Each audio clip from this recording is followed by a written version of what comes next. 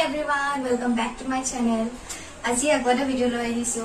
আজি এই ভিডিওটোত মই দেখাম মইনো কেনেকৈ স্কিন কেয়াৰ লওঁ আৰু আপোনালোকে এই স্কিন কেয়াৰৰ যেটো মই মাস্ক দেখাম সেইটো আপোনালোকে ব্যৱহাৰ কৰিব পাৰে। গৰমৰ দিনত যেহেতু স্কিনৰ প্ৰবলেম হৈ থাকে বহুতৰে আৰু মোৰো হয়, সেইটো কাৰণে অকমান স্কিন কেয়াৰ লোৱাটো খুবেই দৰকাৰ। ঘৰুৱা পদ্ধতিৰে দেখাম, সকলোৰে ঘৰত এইখিনি বস্তু থাকেই, সো আপোনালোকে ব্যৱহাৰ কৰিব পাৰিব। মাত্ৰ মই ব্যৱহাৰ কৰিম তিনিটা বস্তু যেটো আপোনালোকৰ ঘৰত ইজিলি পাই যাব। সো বলক দেৰি নকৰি ভিডিওটো আৰম্ভ কৰোঁ আৰু শেষত দেখাম আপোনালোকক মই বনোৱা এটা কঁঠালৰ চাটনি।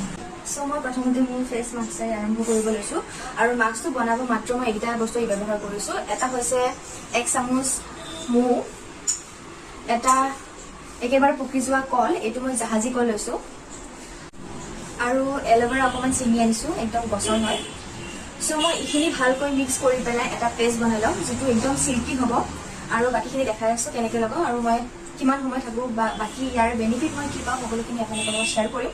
সো বলক। সো মই ৰেডি কৰি ল'লোঁ, পেষ্টটো একদম চিল্কি হৈছে। সো মই এইটো মুখত এতিয়া লগাই চাওঁ।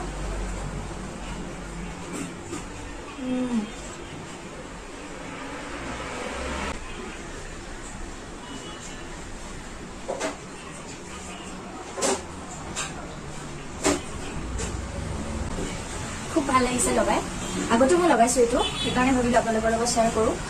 খুব ভালো লাগিছিলে, ফ্ৰেছ লাগে, একদম মইশ্চাৰাইজ কৰে, যিটো আমাৰ স্কিনত ড্ৰাইনেছ থাকে সেইটো নাইকিয়া কৰে। আৰু এতিয়াতো গৰমৰ দিন, সেইটো কাৰণে এল'ভেৰাটো স্কিনত লগাটো খুব দৰকাৰ। একনি প্ৰব্লেমো আপোনালোকৰ নাইকিয়া হৈ যাব।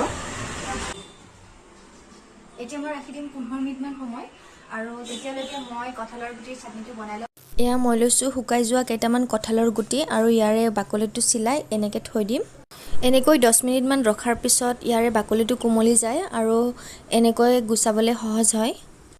বাকলিটো বেছি থাকিলে ভাল নালাগে, সেইকাৰণে যিমান পাৰোঁ ভালদৰে গুচাই ল'ম।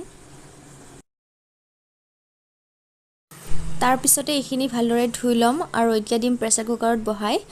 সিজোতে বহুত সময় লাগে, সেইকাৰণে বহুতকেইটা হুইচেল দিব লাগিব, হয়তো 10-20টামানো দিব লাগিব পাৰে। আৰু এতিয়া দিছোঁ হালধি আৰু নিমখ। এতিয়া কুকাৰটো বহাই দিওঁ গেছত। আনফালে বেলেগ এটা বাচনত মই সৰু সৰুকৈ কাটি লৈছোঁ পিঁয়াজ, ধনিয়া আৰু জলকীয়া। আৰু আনফালে কঁঠালৰ গুটি সিজোৱা হৈ গ'ল, প্ৰায় 20টামানে হুইচেল দিয়া গৈছে। আৰু অকণমান নিমখ এড কৰি দিছোঁ আৰু লগতে দিছোঁ 1 পিচ নেমুৰ ৰস। আৰু মই দিম ইয়াতে স্পেচিয়েলি, এইটো হৈছে ভোট জলকীয়াৰ তেল। ভোট জলকীয়াৰ আচাৰ কৰিছিলোঁ তাৰে তেল, এইটো ভোট জলকীয়াৰ আচাৰটো।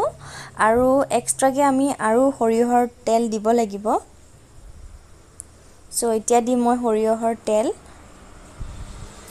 সকলোবোৰ এড কৰা হৈ গ'ল। এতিয়া পিটিকিলে হ'ল, হাতেৰে নাইবা এনেকুৱা ধৰণৰ বস্তুৰে যিকোনোৰে পিটিকি ল'ব আৰু খুব ভাল লাগে এইটো খাই, বহুত প্ৰিয় মোৰ, আপোনালোকেও খাই চাবচোন। এয়া হৈ গ'ল পিটিকা মোৰ। এয়া ৰেডি হৈ গ'ল কঁঠালৰ গুটিৰ চাটনি। হয়তো বহুতে এনেদৰে চাটনিটো খাই পাইছে, কিন্তু যিসকলে খোৱা নাই তেওঁলোকে এবাৰ ট্ৰাই কৰি চাবচোন, খুব ভাল লাগে খাই। আৰু এই কঁঠালৰ গুটিটো খুব ভালো হয়, স্বাস্থ্যৰ কাৰণে খুব হেল্ডি হয়। চ' আপোনালোকে ট্ৰাই কৰি চাব।